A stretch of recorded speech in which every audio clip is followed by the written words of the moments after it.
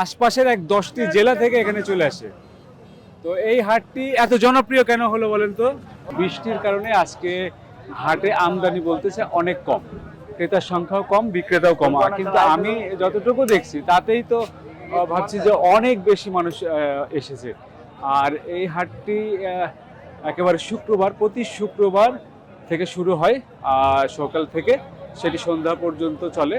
আপনারা যারা আসতে চান তারা অবশ্যই এই শুক্রবার টার্গেট করে চলে আসবেন এবং এই একটি দিন জাঁকজমক পূর্ণভাবে এখানে কিন্তু আয়োজনটি সাজানো হয়।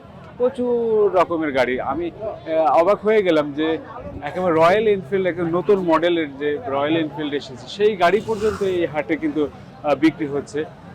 তাছাড়া ইন্ডিয়ান গাড়ি, সমস্ত কোয়ালিটির গাড়ি কিন্তু এখানে আছে। আপনি একেবারে 20,000 টাকা থেকে শুরু করে আপনি সর্বোচ্চ মূল্য R15 থেকে শুরু করে সমস্ত গাড়ি কিন্তু এখানে পাবেন।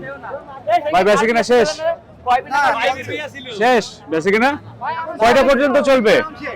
আছে এখন আধা ঘন্টা 1 ঘন্টার বেশি চলবে। 1 ঘন্টা চলবে। 1 ঘন্টা। এখানে মূলত ক্রেতা কারা আসে? এই চুয়াডাঙ্গার লোকজনই নাকি বাইরে থেকে লোকজন আসে? তো আপনার কোথা থেকে আসে? চুয়াডাঙ্গা থেকে আসে, কুষ্টিয়া, মেহেরপুর, ঝিনাইদহ, সব জায়গা থেকে আসে। রাজশাহী থেকে আসে? হ্যাঁ আসে। কি বলেন, রাজশাহী থেকে লোক আসে?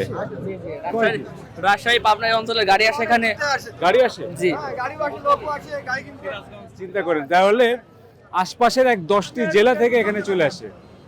তো এই হাটটি এত জনপ্রিয় কেন হলো বলেন তো? আপনি কি কিনতে আসছেন না জি, বিক্রি? আমি ক্রেতা। কোথা থেকে আসছেন আপনি? আমার বাসা হরিণাকুণ্ড, ঝিনাইদহের ভিতরে। ঝিনাইদহ হরিণাকুণ্ড থেকে চলে এসেছে, এখান থেকে কিন্তু অনেক দূর হরিণাকুণ্ড। ভাই আপনি কোথা থেকে? আমি একই এলাকায়। ও সব হরিণাকুণ্ডর জি, লোক। জি।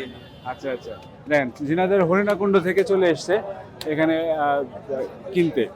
বলছে রাজশাহী থেকেও নাকি লোক আসে।